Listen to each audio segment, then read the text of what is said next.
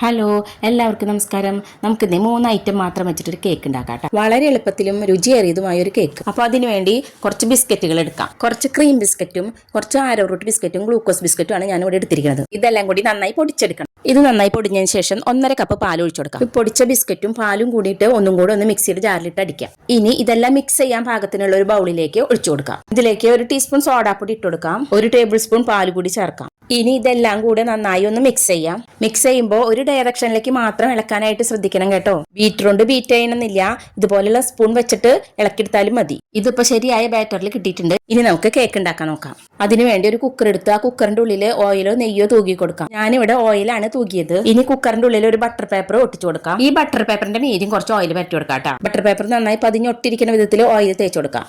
ഇതുപോലെ butter paper ഒട്ടിയിരുന്ന നമുക്കിനി കലക്കി വെച്ച ബാറ്ററി ഇതിലേക്ക് ഒഴിച്ചു കൊടുക്കാം. എല്ലാം വടിച്ചൊഴിച്ചതിന് ശേഷം ഇതൊന്ന് ലെവലാവാൻ വേണ്ടി നമുക്ക് കുക്കർ ഒന്ന് തട്ടി കൊടുക്കാം.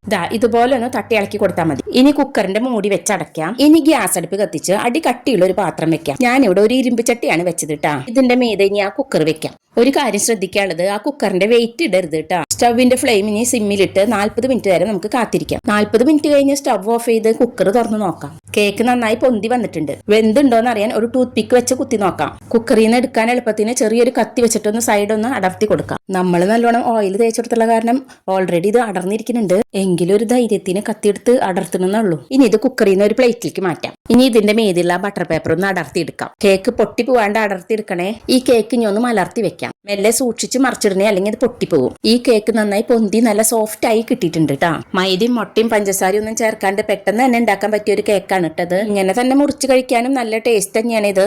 പക്ഷെ കുറച്ച് അലങ്കാരപ്പണിയും കൂടി ഞാൻ ഇതിൽ ചെയ്യുന്നുണ്ട്. അതിനുവേണ്ടി 2-3 5 സ്റ്റാർ മിഠായികൾ ഡബിൾ ബോയിൽ ചെയ്ത് ഉരുക്കിയെടുക്കാം. ഈ മിഠായി ക്രീം നമ്മുടെ കേക്കും അങ്ങോട്ട് ഒഴിച്ചു കൊടുക്കാം. ഈ കേക്കും എല്ലായിടത്തും എത്തണ വിധത്തിലൊന്ന് പരത്തി കൊടുക്കാം. ഇതിപ്പോ ഒരു ചോക്ലേറ്റ് കേക്ക് പോലെ. ഈ കേക്കിനെ ഒന്നും കൂടി ഒന്ന് മോടി പിടിപ്പിക്കാൻ വേണ്ടി ഒരു പണിയും കൂടി ചെയ്യാം. അതിനുവേണ്ടി കുറച്ച് മിഠായി പൊടിയായി ഗ്രേറ്റ് ചെയ്തത് ഇതിന്റെ മീതെ കൂടി ഇടാം. എല്ലായിടത്തേക്കും ആവണ വിധത്തിലൊന്ന് വെതറി കൊടുക്കാം കേട്ടോ. അങ്ങനെ നമ്മുടെ കേക്ക് ഉണ്ടാക്കണ പണി കഴിഞ്ഞു. ഇത് ഇനി കുറച്ചു നേരം ഫ്രിഡ്ജിൽ വെക്കുകയാണെങ്കിൽ ഏറ്റവും സൂപ്പറായി. പക്ഷെ ഫ്രിഡ്ജിൽ വെക്കണേറ്റ് മുമ്പേ തന്നെ ഞാൻ മുറിച്ച് കഴിച്ചുട്ടാ. അടിപൊളി ടേസ്റ്റ് ആയിരുന്നു.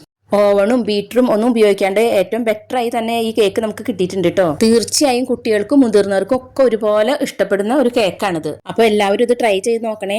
അഭിപ്രായം അറിയിക്കണേ. ഷെയർ ചെയ്യണേ, ലൈക്ക് ചെയ്യണേ. ടാറ്റാ, ബൈ.